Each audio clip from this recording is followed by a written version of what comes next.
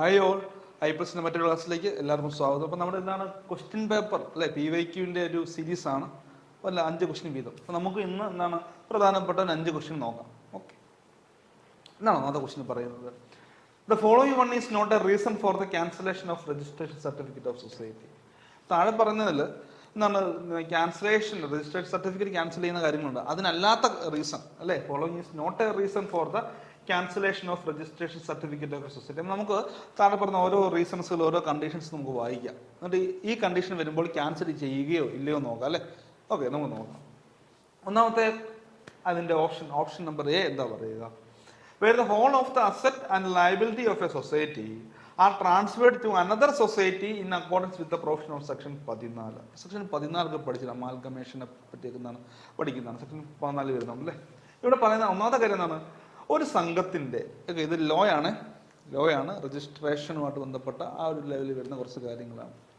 Registration certificate നമ്മൾ cancel ചെയ്യുന്ന കാര്യങ്ങൾ നിങ്ങൾ പ്രോപ്പറായിട്ട്, ഞാനിപ്പോൾ ജസ്റ്റ് ഒന്ന് പറഞ്ഞുവിടാം, ജനറലി പറഞ്ഞുവിടാം. നിങ്ങൾ നമ്മുടെ ക്ലാസ്സസിൽ കണ്ട് പ്രോപ്പറായിട്ട് മനസ്സിലാക്കിയിരിക്കണം എങ്ങനെയാണ് ഇതിൻ്റെ കണ്ടീഷൻ എന്ന്. ജസ്റ്റ് ഞാൻ പറഞ്ഞു വിടാം ഇപ്പം കേട്ടോ, ഒരു ക്യാപ്സ്യൂൾ പോലെ നിങ്ങൾക്ക് മനസ്സിലാവും. ആദ്യം പറയുകയാണ്, where the whole of the asset and liability. ഒരു സംഘത്തിന്റെ എല്ലാ ടോട്ടൽ അസറ്റും അതിന്റെ ആസ്തിയും ബാധ്യതയും ഒക്കെ എന്താണ് നമുക്ക് മറ്റൊരു സംഘത്തിലേക്ക് ട്രാൻസ്ഫർ ചെയ്യാം. ഓക്കെ, അങ്ങനെ ട്രാൻസ്ഫർ ചെയ്യാം. സെക്ഷൻ 14 കാര്യം പറയുന്നുണ്ട്. അതോട് ബന്ധപ്പെട്ട് നമ്മൾ ട്രാൻസ്ഫർ ചെയ്യുമ്പോൾ നമ്മുടെ രജിസ്ട്രേഷൻ സർട്ടിഫിക്കറ്റ് എന്താണ് ക്യാൻസൽ ചെയ്യുകയോ ഇല്ലോ എന്ന് ആലോചിച്ച് നോക്കി. ഇപ്പം നമുക്കൊരു ഉദാഹരണം പറയാം. ഒരു ഉദാഹരണം,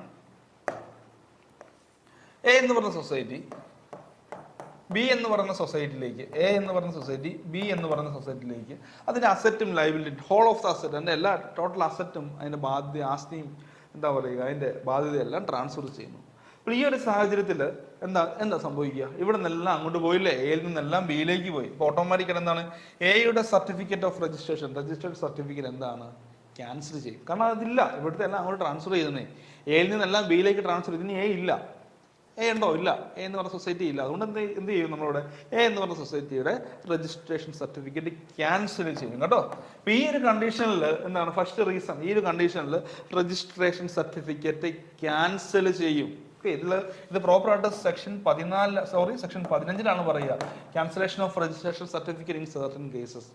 എന്താണ് cancellation of registration certificate in certain case എന്ന് പറഞ്ഞാൽ സെക്ഷൻ 15 പറയുന്ന കാര്യങ്ങളിൽ ഒന്നാണിത്. ഓക്കെ, അതായത് ഒരു സൊസൈറ്റിയുടെ അസറ്റും ലയബിലിറ്റിയും ടോട്ടൽ ഹോൾ ആയിട്ട് ട്രാൻസ്ഫർ ചെയ്യുമ്പോൾ എന്താണ് ഈ സൊസൈറ്റി രജിസ്ട്രേഷൻ സർട്ടിഫിക്കറ്റ് ക്യാൻസൽ ചെയ്യും. ഓക്കെ, അപ്പോൾ എ അല്ല, എ ആൻസർ ആയിട്ട് വരില്ല അല്ലേ. അവിടെ നോക്കാമല്ലോ, ബി നോക്കിയാലും എന്താ പറയുക? Where 2 or more society are amalgamated into a new society in accordance with the provision of section 14. അപ്പോൾ സെക്ഷൻ 14 അവിടെ അമാൽഗമേഷൻ, ഡിവിഷൻ, അബ്സോർപ്ഷൻ, അങ്ങനെ കുറച്ച് കാര്യങ്ങളുണ്ട് അല്ലെ. അമാൽഗമേഷന്, ഡിവിഷന് തുടങ്ങിയ കാര്യങ്ങളൊക്കെ ഉണ്ട്. അത് നിങ്ങൾ വളരെ വിശദമായിട്ട് നമ്മുടെ ലോയിലെ ക്ലാസ് കൊണ്ട് മനസ്സിലാക്കണം. ജസ്റ്റ് ഇപ്പൊ ഇവിടെ പറഞ്ഞ രണ്ടാമത്തെ കണ്ടീഷൻ എന്താണ്? Where 2 or more societies are amalgamated into a new society in accordance with the provision of section 14. നമുക്ക് നോക്കിയേക്കാം.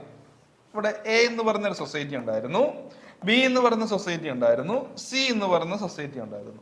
അപ്പൊ ഈ 3 സൊസൈറ്റിയും കൂടെ എന്ത് ചെയ്യുകയാണ്? അമാൽഗമേറ്റ് ചെയ്യുകയാണ് അല്ലെ. അമാൽഗമേറ്റ് ചെയ്തിട്ട് ഒരു പുതിയ പേരിൽ ഡി എന്ന് പറഞ്ഞ സൊസൈറ്റി ആണെന്ന് വിചാരിച്ചു. എ, ബി, സി എന്ന് പറഞ്ഞ ഇൻഡിപെൻഡന്റ് സൊസൈറ്റി, 3 സൊസൈറ്റി സംഘങ്ങളുണ്ടായിരുന്നു. ഇവ 3 നമുക്ക് അമാൽഗമേറ്റ് ചെയ്യാം. സൊസൈറ്റിക്ക് അമാൽഗമേറ്റ് ചെയ്യാൻ കണ്ടീഷനൊക്കെ ഉണ്ട്. അല്ലെങ്കിൽ ഞാൻ പോകുന്നില്ല കേട്ടോ, സമയത്തിന് പോകുന്നില്ല. ഇപ്പൊ എ, ബി, സി തുടങ്ങിയ 3 സൊസൈറ്റീസ് ഇവർ അമാൽഗമേറ്റ് ചെയ്തൊരു സിംഗിൾ സൊസൈറ്റി എന്ന് വിചാരിച്ചു. പിന്നെ ഡി എന്ന് പറയുന്ന സൊസൈറ്റിയായി മാറി. എന്താണ് ഡി എന്ന് പറയുന്ന സൊസൈറ്റി? പുതിയൊരു സൊസൈറ്റി രൂപീകരിച്ചു. ഈ ഒരു സാഹചര്യത്തിലും എയുടെയും ബിയുടെയും സിയുടെയും, എ എന്ന് പറഞ്ഞ സൊസൈറ്റി ഉണ്ടായിരുന്നു, ബി എന്ന് പറഞ്ഞ സൊസൈറ്റി ഉണ്ടായിരുന്നു, സി എന്ന് പറഞ്ഞ സൊസൈറ്റി ഉണ്ടായിരുന്നു. ഇവ 3 കൂടെ അമാൽഗമേറ്റ് ചെയ്യുന്ന പുതിയ സൊസൈറ്റി ഡി എന്ന് പറഞ്ഞ സൊസൈറ്റി ആയിട്ട് രൂപീകരിച്ചു. ഈ ഒരു സാഹചര്യത്തിൽ നമ്മൾ എന്ത് ചെയ്യും? ഇനി എ എന്ന സൊസൈറ്റി ഇല്ല, ബി എന്ന സൊസൈറ്റി ഇല്ല, സി എന്ന സൊസൈറ്റി ഇല്ല. ഈ 3 സൊസൈറ്റിയുടെ രജിസ്ട്രേഷൻ സർട്ടിഫിക്കറ്റ് അല്ലെങ്കിൽ സർട്ടിഫിക്കറ്റ് ഓഫ് രജിസ്ട്രേഷൻ നമ്മൾ എന്ത് ചെയ്യും? ക്യാൻസൽ ചെയ്യും കേട്ടോ. ഓർക്കുന്നുണ്ടോ? മനസ്സിലാക്കണം. ഓക്കെ, സോ അമാൽഗമേറ്റ് ചെയ്യുമ്പോൾ എന്താണ് ക്യാൻസൽ ചെയ്യും. ഓക്കെ, അപ്പൊ അതാകുമ്പോ രണ്ടാമത്തെ ഓപ്ഷനും അല്ല, എയും അല്ല, ബിയും അല്ല. നമുക്ക് സി നോക്കാം. എന്താണ് പറയുക? Where a society is divided into 2 or more society in accordance with the provision of section 14. Okay, എന്താ പറയുക? ഇവിടെ എ എന്ന് പറഞ്ഞ വലിയൊരു സൊസൈറ്റി ഉണ്ടായിരുന്നേ. എ എന്ന് പറയുന്ന വളരെ വലിയൊരു സൊസൈറ്റി ഉണ്ടായിരുന്നു. എ എന്ന് പറയുന്ന വളരെ വലിയ സൊസൈറ്റി ആയിരുന്നു. ഈ സൊസൈറ്റി എന്ത് ചെയ്യുക? ഡിവൈഡ് ചെയ്തു.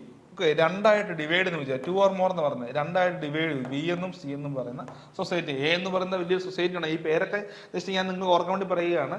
എ എന്ന് പറഞ്ഞ വളരെ വലിയൊരു സൊസൈറ്റി ഉണ്ടായിരുന്നു. ആ സൊസൈറ്റി എന്ത് ചെയ്തു? ഡിവൈഡ് ചെയ്തു, അല്ലേ? രണ്ടോ അതിലധികം വേണ്ടി ഡിവൈഡ് ചെയ്തു. ഇവിടെ നമ്മളിങ്ങനെ ഓർത്താൽ മതി, വലിയ സൊസൈറ്റി ആയിരുന്നു, അത് ബി എന്നും സി എന്നും വേണ്ടി ഡിവൈഡ് ചെയ്തു. ഈ ഒരു സാഹചര്യത്തിൽ ഇനി എ എന്ന് പറഞ്ഞ സൊസൈറ്റി നല്ല വരുന്നുണ്ടോ? ഇല്ല. എ എന്ന് പറഞ്ഞ സൊസൈറ്റിയുടെ രജിസ്ട്രേഷൻ സർട്ടിഫിക്കറ്റ് നമ്മൾ ക്യാൻസൽ ചെയ്യും. എന്നിട്ട് പുതിയ ബി എൻ സി എന്ന് പറഞ്ഞ പുതിയ സൊസൈറ്റിക്ക് പുതിയ രജിസ്ട്രേഷൻ സർട്ടിഫിക്കറ്റ് കിട്ടും. അപ്പൊ ഈ ഒരു സാഹചര്യത്തിലും എന്താണ്? രജിസ്ട്രേഷൻ സർട്ടിഫിക്കറ്റ് ക്യാൻസലേഷൻ ആയി പോയില്ലേ, ക്യാൻസൽ ആയി പോകുന്നില്ലേ? അപ്പൊ ഈ 3 കണ്ടീഷൻ പറയാം. എ കണ്ടീഷൻ പറഞ്ഞു, ബി പറഞ്ഞു, സി പറഞ്ഞു. ഈ 3നും ക്യാൻസൽ ചെയ്യും. ഓപ്ഷൻ ഡി എന്താ പറയുക? None of this. പിന്നെ ആൻസർ എന്താ വരിക? ഈ 3 കണ്ടീഷനിലും സർട്ടിഫിക്കറ്റ് ഓഫ് രജിസ്ട്രേഷൻ ക്യാൻസൽ ചെയ്യും. അതുകൊണ്ട് തന്നെ ആൻസർ നൺ ഓഫ് ദിസ് ആണ് കേട്ടോ. എന്താണ് ആൻസർ വരിക? നൺ ഓഫ് ദിസ് ആണ്. ഓർത്ത് വെക്കണേ, നൺ ഓഫ് ദിസ് ആണ്. എല്ലാവരും ഓർത്ത് വെച്ചോണം. കാരണം പ്രശ്നമില്ല, നിങ്ങൾ സെക്ഷൻ 15 പഠിക്കുമ്പോൾ അത് മനസ്സിലാവും. സെക്ഷൻ 15 പഠിക്കുമ്പോൾ അത് മനസ്സിലാവും കേട്ടോ. Okay, clear ആകുന്നുണ്ടോ? ഓക്കെ, ഇനി നമ്മൾ സെക്ഷൻ, നമ്മുടെ രണ്ടാമത്തെ ക്വസ്റ്റ്യൻ അല്ലേ ഇന്നത്തെ ക്ലാസ്സിലെ നമ്മുടെ സെക്കൻഡ് ക്വസ്റ്റ്യനിലേക്കാണ് നമ്മൾ പോവുക. സെക്കൻഡ് ക്വസ്റ്റ്യൻ നോക്കാം. എന്താണ്? Every member of a society shall exercise his vote. അതായത് ഇത് വോട്ടുമായിട്ട് ബന്ധപ്പെട്ടതാണ്. അതായത് കുറച്ച് സെക്ഷൻ ഉണ്ട്. Section 20 vote of members, section 21 manner of exercising vote അല്ലേ. സെക്ഷൻ 21 ബന്ധപ്പെട്ടതാണ് ഇത്. എന്താണ്? Manner of exercising vote. Manner of എന്താ കുട്ടികളെ? Manner of exercising vote. നമ്മൾ എങ്ങനെയാണ് വോട്ട് ചെയ്യേണ്ടത് അല്ലെ? ഏത് രീതിയിലാണ് manner of exercising vote? Manner of exercising vote, എങ്ങനെയാണ് വോട്ട് ചെയ്യേണ്ടത്? Every member of a society shall exercise his vote in. Option എയിൽ പറയുന്നു ഇൻ പേഴ്സൺ. ഓപ്ഷൻ ബിയിൽ പറയുന്നു ബൈ പ്രോക്സി. ഓക്കെ, എയിൽ പറയുന്നത് എന്താണ്? നമ്മൾ പേഴ്സൺ നമ്മൾ സ്വന്തമായിട്ട് ചെയ്തിരിക്കണം അല്ലെ. പിന്നെ ബിയിൽ പറയുന്നത് എന്താണ്? പ്രോക്സി, പകരമായിട്ട് ചെയ്യാൻ പറ്റുമെന്ന്.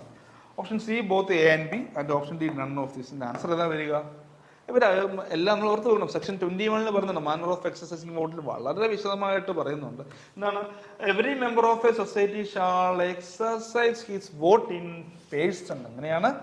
പേഴ്സൺ ആയിട്ട് വോട്ട് ചെയ്യാൻ പറ്റും. നമുക്ക് ആരെയും പ്രോക്സി വിട്ട് വോട്ട് ചെയ്യാൻ പറ്റില്ല. അതിന്റെ ആൻസർ എന്താ വരിക? Every member of a society shall exercise his vote in person എന്ന് ഓർത്ത് നോക്കാം കേട്ടോ. Shall vote in person. Every member of society shall exercise his vote in person. Okay, clear ആണേ? മനസ്സിലാക്കുക. എല്ലാ മെമ്പർക്കും എന്താണ്? സ്വകാര്യമാണ്. ഇപ്പോൾ എന്താണ്? പേഴ്സൺ ആയിട്ട് വ്യക്തിപരമായിട്ട് മാത്രമേ പോയി വോട്ട് ചെയ്യാൻ പറ്റുള്ളൂ. ആരും പറഞ്ഞു വിടാൻ പറ്റില്ല. ക്ലിയർ? ചില കാര്യങ്ങൾ നമ്മൾ പറയും. ഒരു സംഘം ഒരു സൊസൈറ്റി മറ്റൊരു സൊസൈറ്റി മെമ്പർ ആണെങ്കിൽ ഒരു കമ്മിറ്റി മെമ്പറിനെ ആയിരിക്കും നമ്മൾ ഇവിടെ എന്ന കാര്യങ്ങൾ പറയുന്നുണ്ട്. അപ്പം അതിലേക്ക് ഞാൻ പോകുന്നില്ല. നമ്മൾ ജസ്റ്റ് നിങ്ങളൊന്ന് ഓർത്ത് വെക്കുക. ഓക്കെ, ഇനി അല്ലേ നമ്മുടെ മൂന്നാമത്തെ ക്വസ്റ്റ്യൻ എന്ന് പറയാം. Cooperative arbitration court refers to a court formed under section dash. Cooperative arbitration court പഠിക്കണം, വളരെ പ്രധാനപ്പെട്ട പഠിക്കണം. ഗവൺമെന്റ് ആണ്, കോൺസ്റ്റിറ്റ്യൂഷൻ എന്നൊക്കെ ഉണ്ട്. വിശദമായിട്ട് നിങ്ങൾ ക്ലാസ് കണ്ട് മനസ്സിലാക്കാം. നമുക്ക് ജസ്റ്റ് ഇപ്പോൾ ഇതിൽ ഒന്ന് ടച്ച് ചെയ്തു പോകാം. Cooperative arbitration court refers to a court formed under section dash of the act. Section 70 വരുന്നുണ്ട്. Option B section 70A, option C section 80, option D section 81A. ഏതാണ് ആൻസർ വരിക? Okay, dispute award on dispute ഒക്കെ ആണ് അല്ലെ. Award on dispute 70, 80 ഓഫീസേഴ്സുമായിട്ട് ബന്ധപ്പെട്ട കാര്യങ്ങൾ. ഏതാണ് answer വരിക? Answer B 70A. എന്താണ്? 70Aയിലാണ് എന്ത് പറയുന്നത്? കോപ്പറേറ്റീവ് ആർബിട്രേഷൻ കോർട്ടിനെ പറ്റി പറയുന്നത്. ഗവൺമെന്റ് കോൺസ്റ്റിറ്റ്യൂട്ട് ചെയ്യുന്ന കോപ്പറേറ്റീവ് ആർബിട്രേഷൻ കോർട്ടിനെ പറ്റി പറയുന്നത് എന്താണ്? സെക്ഷൻ 70A എന്ന് ഓർത്ത് നോക്കുക. Cooperative arbitration court section 70A. 70 അല്ല, 70A എന്നാണ് കുട്ടികളെ. 70A. ക്ലിയർ? മനസ്സിലായെന്ന് വിചാരിക്കുന്നു. പഠിച്ചോണം, വളരെ വിശദമായിട്ട് പഠിച്ചോണം കേട്ടോ. അതുകൊണ്ട് ബന്ധപ്പെട്ട കുറച്ച് കണ്ടീഷൻസ് ഒക്കെ പറയുന്നുണ്ട്.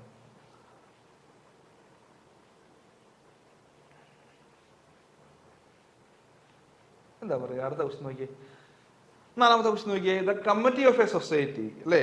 The committee of a society at any time call a special general body meeting of the society and shall call such a meeting within 1 month. അപ്പോൾ ഒരു കമ്മിറ്റി നമ്മളൊരു സ്പെഷ്യൽ ജനറൽ ബോഡി മീറ്റിംഗ് അല്ലേ.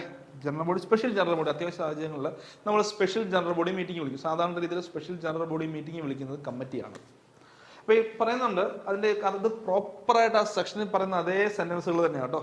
പ്രോപ്പറായിട്ട് അതിൽ പറയുന്ന അതേ സെന്റൻസുകളാണ്. The committee of a society may at any time, ഓർത്ത് നോക്കണം, ഫസ്റ്റ് പോയിന്റ് എന്ന് പറഞ്ഞാൽ കമ്മിറ്റിയാണ് സാധാരണ രീതിയിൽ സ്പെഷ്യൽ ജനറൽ ബോഡി മീറ്റിംഗ് വിളിക്കുന്നത്. അറ്റ് എനി ടൈം, ഏത് സമയത്തും ഉണ്ട്, at any time call a special general body meeting of society and shall call such meeting within 1 month. ഇപ്പൊ നമ്മൾ സാധാരണ രീതിയിൽ സ്പെഷ്യൽ ജനറൽ ബോഡി മീറ്റിംഗ് വിളിക്കുന്ന ഒരു സാഹചര്യം അല്ലെ, ഒരു മാസത്തിനകം ഒക്കെ താഴെ പറഞ്ഞ വേറെ കണ്ടീഷൻസിന്റെ അകത്തിൽ ഒരു മാസത്തിനകം from such number of members, അല്ലെ ടോട്ടൽ മെമ്പേഴ്സിന്റെ ഇത്ര ശതമാനം, ഇത്ര പറയുമ്പോൾ നമ്മൾ എന്ത് ചെയ്യാറുണ്ട്, സ്പെഷ്യൽ ജനറൽ ബോഡി മീറ്റിംഗ് വിളിക്കാറുണ്ട്. പിന്നെ പറയുന്നുണ്ട് എന്താണ്, after receipt of a requisition in writing from the registrar.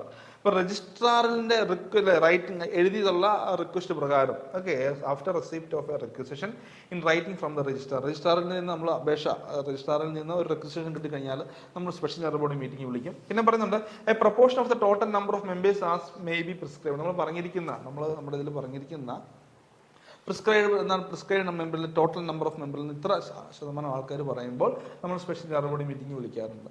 ഇത് ഞാൻ പറയാൻ കാരണം ഇത് മൂന്നെണ്ണം പ്രോപ്പർ ആയിട്ട് ഈ സെക്ഷന്റെ ആ സെക്ഷനിൽ പറഞ്ഞിരിക്കുന്ന അതേ സെന്റൻസ് തന്നെ ഇങ്ങനെ പറയാം. The committee of a society may at any time call a special general body meeting of the society and shall call such meeting within 1 month then after receipt of a requisition in writing from the registrar or from such number of members or a proportion of the total number of members as may be prescribed.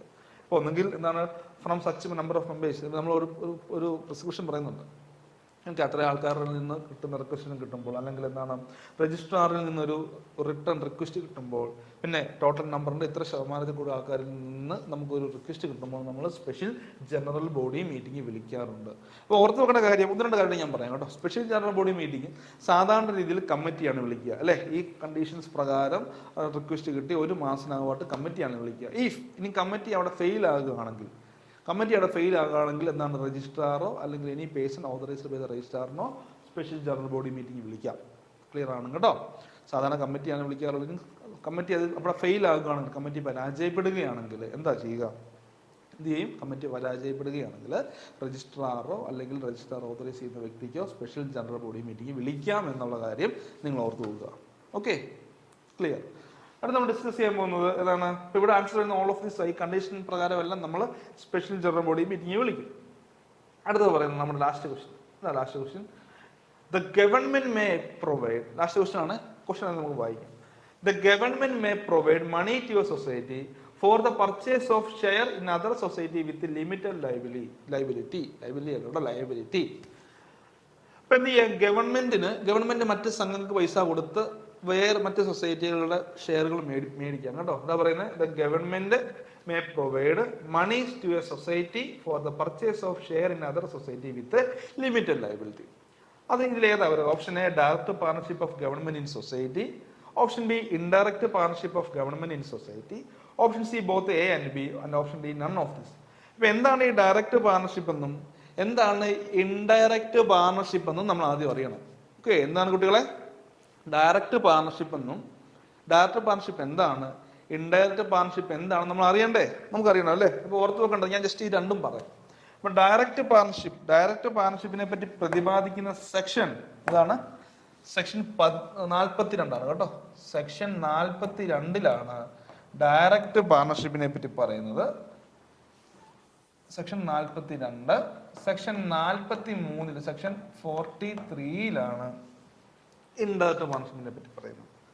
Okay, അതായത് government എന്ത് ചെയ്യുക, ഏതൊരു സംഘത്തിന്റെയും share capital നേരിട്ട് subscribe ചെയ്യുക, അല്ലേ. Government നേരിട്ട് share മേടിക്കാം, അതിനെയാണ് ഡയറക്റ്റ് പാർട്ണർഷിപ്പ് എന്ന് പറയുന്നത്. എന്താണ് ഡയറക്റ്റ് ആയിട്ട് അതിൽ പങ്കാളിയാകുക, ഷെയർ ക്യാപിറ്റൽ പങ്കാളിയാകുക. അതൊരു സംഘത്തിന്റെ ഷെയർ ക്യാപിറ്റൽ ഷെയർ എന്ത് ചെയ്യാൻ പറ്റും, ഗവൺമെന്റിന് നേരിട്ട് മേടിക്കാം. ഓക്കെ, മേടിക്കുന്നത് എങ്ങനെ, ലിമിറ്റഡ് ലയബിലിറ്റി വെച്ച് മാത്രമേ മേടിക്കാൻ പറ്റുള്ളൂ. എല്ലാ സംഘവും ലിമിറ്റഡ് ലയബിലിറ്റി ആണല്ലോ, ലിമിറ്റഡ് ലയബിലിറ്റി സൊസൈറ്റിയുടെ വിത്ത് ലിമിറ്റഡ് ലയബിലിറ്റി ആണ് എന്ത് ചെയ്യാം, നമുക്ക് എന്ത് ചെയ്യാൻ പറ്റും, ഗവൺമെന്റിന് നേരിട്ട് എന്ത് ചെയ്യാം, ഷെയർ മേടിക്കാം. അതിനെപ്പറ്റിയാണ് സെക്ഷൻ 42 പറയുക.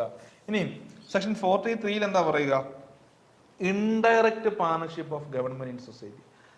അതാണ് ഇവിടുത്തെ ആൻസർ വരിക. എന്നാൽ the government may provide money to society, ഗവൺമെന്റിന് മറ്റൊരു സംഘത്തിനെ കൊണ്ട്, അല്ലെ, ഗവൺമെന്റ് ഒരു സംഘത്തിന് പണം കൊടുത്തിട്ട് മറ്റു സംഘങ്ങളുടെ എന്ത് മേടിക്കാനാണ്, ഷെയറുകൾ മേടിക്കാം. ഓക്കെ, അത് ഓർത്ത് വെക്കണം കേട്ടോ.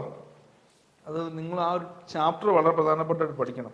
Okay, state aid to cooperative society, അതിൻ്റെ തന്നെ പറയുന്ന കാര്യങ്ങളാണ് direct partnership, indirect partnership, principal state partnership, subsidiary state partnership fund, അത് പഠിക്കണം കേട്ടോ. വിശദമായിട്ട് ഞാൻ അതിലേക്ക് പോകുന്നില്ല. അപ്പോൾ എന്താണ്, the government may provide money to a society for the purchase of share in other society with limited liability. It is called, അതിനെയാണ് എന്താണ് പറയുക, നേരിട്ടല്ല ഇവിടെ എന്താണ് നേരിട്ട് പങ്കാളിയാകുന്നില്ല, എന്നാൽ പങ്കാളിയാണ്, നേരിട്ടല്ല ഇൻഡയറക്റ്റ് ആയിട്ട് പങ്കാളിയാകുന്നത്. അതിനെയാണ് നമ്മൾ indirect partnership of government in society. എന്താണ് indirect partnership of government in society. Section 43 ആണെന്ന് ഓർത്ത് വെക്കുക. അതാണ് ഈ പറയുന്ന എന്താണ് ഇൻഡയറക്റ്റ് പാർട്ണർഷിപ്പ്. ഗവൺമെന്റ് മറ്റ് സംഘങ്ങളെ കൊണ്ട് മറ്റ് സൊസൈറ്റികൾ ഷെയർ മേടിക്കുക. ഇതിനും കണ്ടീഷൻസ് ഉണ്ട് കേട്ടോ, ഇതിനും കണ്ടീഷൻസ് ഉണ്ട്. ക്ലാസ് കണ്ട് മനസ്സിലാക്കിയിരിക്കണം. ഓക്കെ, നമുക്ക് എന്ത് ചെയ്യാം, നമ്മുടെ 5 ക്വസ്റ്റ്യൻസ് നമ്മൾ ഇന്ന് ഡിസ്കസ് ചെയ്തു. നമുക്ക് അടുത്ത 5 ക്വസ്റ്റ്യനുമായിട്ട് അടുത്ത ക്ലാസ്സിൽ കാണാം. Okay, thank you.